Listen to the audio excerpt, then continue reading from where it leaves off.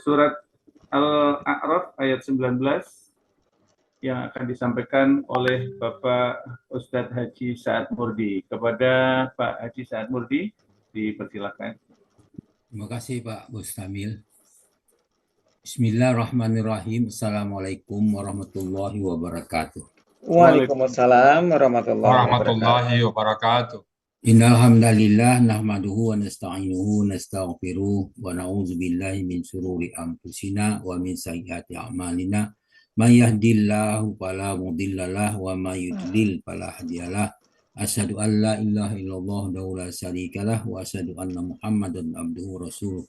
Allahumma shalli wa sallim wa barik ala Muhammadin wa ala alihi wa sahbihi wa man ihtada bihuda ila yaumil qiyamah. Qala Allah Ta'ala ba'da a'udzu billahi minasyaitonir rajim.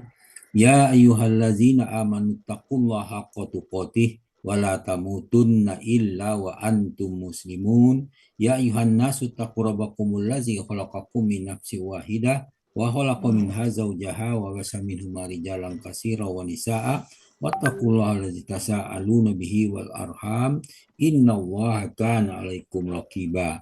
Ya ayyuhallazina amanu taqullaha wa qulu qawlan sadida yuslih lakum a'malakum wa yaghfir lakum dzunubakum wa may yuti'illah rasulahu faqad faza fawzan azima. Amma ba'du fa inna asfal hadis kitabullah wa khairul hadi hadi Muhammadin sallallahu alaihi wasallam wa syarrul umuri muhdatsatuha wa kullu muhdatsatin bid'ah wa kullu bid'atin dhalalah wa kullu dhalalatin finnar. Alhamdulillah para pecinta Al-Quran yang terhimpun di Al-Hasani. Marilah kita bersyukur atas nikmat iman, nikmat Islam, nikmat ihsan, nikmat kesehatan dan kesempatan. Sehingga kita pagi ini dapat mengikuti Zoom Al-Hasani sebagaimana setiap ba'da subuh di bawah bimbingan Buya Rizal. Membahas Al-Quran secara gramatika dan dilanjutkan dengan pembacaan tadabburnya. Nah, pagi ini kita membahas surah Al-A'raf ayat 19 di bawah bimbingan Buya Rizal, didampingi oleh Ibu Rosa Yuhanerita. Alhamdulillah kita telah mendengarkan penjelasannya dengan tuntas. Kita ikuti, kita lanjutkan dengan pembacaan tadabburnya. A'udzu billahi minasy syaithanir rajim. Wa ya Adamu uskun anta wa zawjukal jannata fakula min haitsu syi'tuma wa la taqraba hadhihi sajarah wa la taqraba hadhihi sajarata fatakuna minaz zalimin. Wahai Adam, uskun anta wa zawjukal jannah, tinggallah kalian berdua di surga ini, engkau dan istrimu di surga ini. Fakula min haitsu syi'tuma, lalu makanlah apa saja yang kamu sukai. Wala taqraba hadhihi sajarah, dan janganlah kamu mendekati pohon yang satu ini. Fatakuna minaz zalimin, apabila kamu mendekatnya kamu berdua termasuk orang-orang yang zalim. Al-A'raf 19. Kemudian ayat semakna dijelaskan juga dalam surah Al-Baqarah ayat 35 yang bunyinya A'udzubillahi minasyaitonir rajim wa qulna ya Adamu uskun anta wa zawjukal jannata wa kula minha dan haitsu syi'tuma wa la taqrabu hadhihi sajarata fatakuna minaz zalimin. Dan kami berfirman, wahai Adam, tinggallah engkau dan istrimu di dalam surga, makanlah dengan nikmat berbagai macam yang ada kamu sesukamu, dan janganlah kamu mendekati pohon ini. Apabila kamu mendekatinya, kamu termasuk orang yang zalim. Ayat Al-Baqarah 35.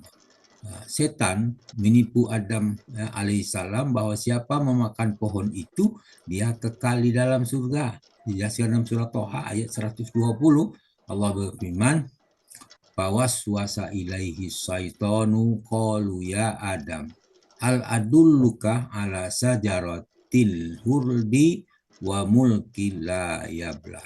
Nah, wahai setan, bisikan setan, maka setan membisikkan kepada pikiran jahat kepada Adam. Dia berkata, wahai Adam, Hal adulluka ala sajaratin huldi wa mulkin la yabla. Maukah aku tunjukkan kepadamu pohon huldi, itu pohon keabadian, dan kerajaan yang tidak akan binasa. Itulah yang rayuan setan kepada Adam. Nah, kemudian orang berbuat aniaya mengakibatkan kerugian dirinya sendiri atau kerugian orang lain. Dalam surah Toha ayat 121 Allah berfirman, A'udzubillahi minasyaitonirrajim.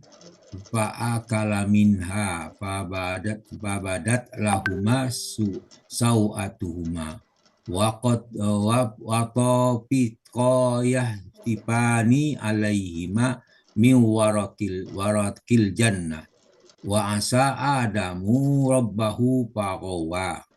Silakan dikatakan fa'akala minha, pabadat lahuma sau'atuhuma. Lalu mereka makan, rayuan setan ini makan, berdua mereka makan sehingga tampaklah aurat keduanya. Nah, setelah nampak aurat keduanya, maka wato pita ya sifani alaihima min warakil jannah. Dan mereka mulailah menutupinya dengan daun-daunan yang ada di surga. Wa aso Adamu rabbahu faqawa. Adam telah melanggar perintah Tuhannya dan dia ada hilaplah dia di kenapa? Karena melanggar aturan, karena akibat daripada tipu daya setan yang menyebabkan mereka tergelincir sehingga mereka melanggar larangan itu. Karenanya mereka berdua diusir dari surga. Dijelaskan dalam surah Al-A'raf ayat 18. Qala hrud minha mas'uman madhuro. Allah berfirman, turunlah kamu keduanya dari dalam surga dalam keadaan terusir. Itulah akibat tipu daya setan. Dijelaskan dalam surah Yusuf bagian akhir Al-Ayah ayat 28 dan 29. Innahu min kaidikun inna kaidakunna azim. Sesungguhnya tipu daya ini adalah tipu dayamu benar-benar hebat. Dan dilanjutkan dalam surah Yusuf ayat 29. Yusufa a'rid an haza wastaghfirli li dzambika innaka kunti minal khati'in. Wahai Yusuf, lupakanlah ini. Wahai istriku, mohon ampunlah atas dosamu karena sesungguhnya engkau termasuk orang yang bersalah. Inilah apa yang dikatakan raja kepada Yusuf untuk melupakan peristiwa tipu daya seorang wanita istri dari raja itu. Maka memerintahkan kepada istrinya untuk minta ampun atas dosanya karena termasuk orang yang bersalah. Ayat ini memesankan kepada kita kalau kita melakukan kesalahan minta ampunlah kepada Allah karena Allah Maha Pengampun. Nah, peringatan itu agar kalian tidak disesatkan di dalamnya. Maka di dalam surat itu surah An-Nisa 176 Allah berfirman al-ayat yubayyinullahu lakum an tadillu wallahu bikulli syai'in alim. Allah menerangkan hukum ini kepadamu agar kamu tidak tersesat. Allah Maha mengetahui segala sesuatu. Kemudian An-Nahl 15 la'allakum tahtadun, gitu. Agar kalian mendapat petunjuk. Jadi apa yang dijelaskan oleh Allah supaya tidak tersesat, agar kalian tidak dapat petunjuk, sehingga kalian tidak termasuk orang yang zalim. Maka siapakah orang yang paling zalim? Dijelaskan dalam surah Hud ayat 18. Auzubillahi minasyaitonirrajim. Wa man azlamu mimman iftara 'alallahi kadziba ulaika yu'raduna 'ala rabbihim wa yaqulul ashadu haula'il ladzi kazabu 'ala rabbihim ala la'natullahi 'alal zalimin. Itu siapakah? Waman azlamu mimman iftara 'alallahi kadziban. Siapakah yang lebih zalim daripada orang yang mengada-adakan kebohongan terhadap Allah? Itulah yang paling zalim. Maka dalam bentuk pertanyaan, tidak ada yang lebih zalim daripada orang yang membohong-bohongi, berbuat bohong terhadap Allah. ulaika yu'raduna ala rabbihim wa yaqulul ashadu haula'il ladzina kazabu ala rabbihim. Mereka itu akan dihadapkan kepada Tuhan mereka, dan para saksi berkata, dan inilah orang yang telah berbohong terhadap Tuhan mereka. Ala laknatullahi ala zalimin. Ketahuilah, laknat Allah ditimpakan kepada orang-orang yang zalim. Maka dengan harapan kita, alhamdulillah, ya Allah alam, dengan membahas ayat ini, maka kita tidak termasuk orang yang zalim. Maka supaya kita jangan zalim, maka larangan yang ada di dalam Al-Quran maupun Sunnah jangan kita langgar. Kalau kita melanggar larangan yang ditetapkan, maka kita termasuk orang yang zalim. Itulah demikian penjelasan tadabbur dari ayat ini. Semoga kita tidak termasuk orang yang zalim itu.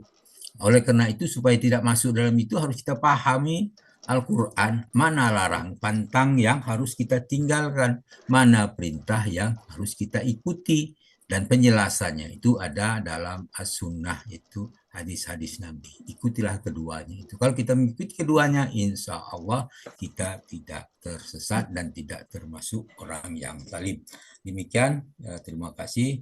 Apa yang saya sampaikan ini mudah-mudahan bermanfaat bagi kita, namun tidak terlepas dari kekurangannya, karena kita sama-sama sebagai penuntut ilmu tentu ada kekurangannya. Kebenaran datang dari Allah, kesalahan itu datang dari kami dan dari